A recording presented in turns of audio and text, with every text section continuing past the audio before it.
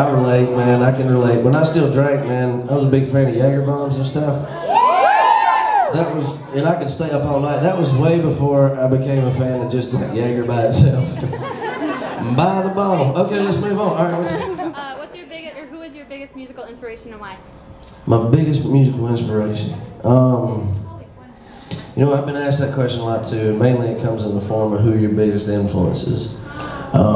We had this conversation at length last night. To make a long story short, to be honest with you, every single thing I've ever heard in my life has motivated me in some way, form, or fashion. It may have motivated me to never do anything remotely like it, but it did motivate me or drive me in some ways. I will say that right when I started, as far as songwriting goes, one of my first influences, and still is one of my best ones, is a guy named Corey Smith. Is it really? Well, I'm talking about a different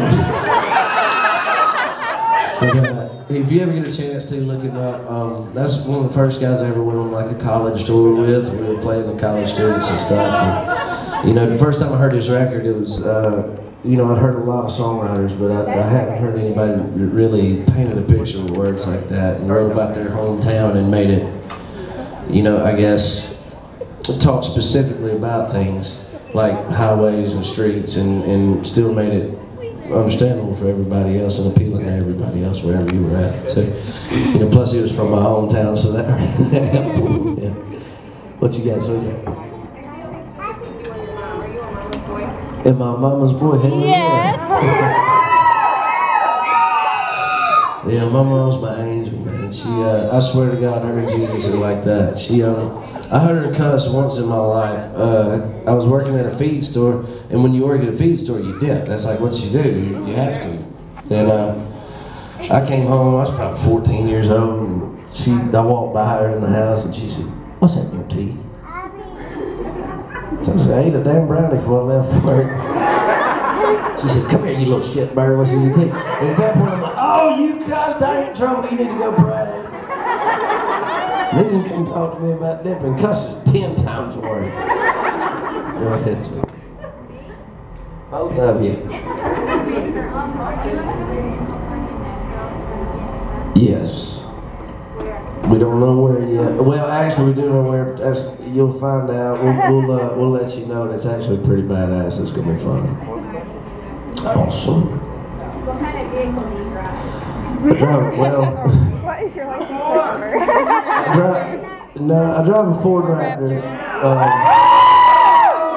But if you ask me, honestly, ask me what I drive, like I ride a Harley. That's how you answer that question without pissing off truck people. Like, what do you ride? I ride a Harley Davidson. Yeah. Hey, sweetie, what's your name? Kenzie. That's Kenzie. Kenzie. Kenzie is her name. You are precious. What you got, buddy? Hi, Vicky.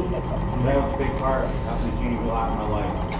Oh man, thank you, bro. Yeah, he's talking about, there's a video on YouTube, if you look up The Truth on No 129, if you do, just disregard the black beard. It was when Georgia was playing South Carolina, it was the blackout game, so I dyed every hair on my body pitch black, and I looked like a mean-ass Italian dude with a redneck skin. It was weird. I even started saying the F word more that week. It was weird. I love Italian people. Okay. I love them. Did you really? Thank you. Man, that's like Christmas. Well, hey, you and me both. Happy birthday. Was that a question? Okay, all right, here we go. The punchline. My dream bike. I own it. I actually waited a long time to build this thing. It's a Street Glide. There is one more I'd like to have. I'd like to soup up a knucklehead, like a really old school knucklehead. You know, I'd like to do that. So I guess that's my dream. My head of security is actually kind of quite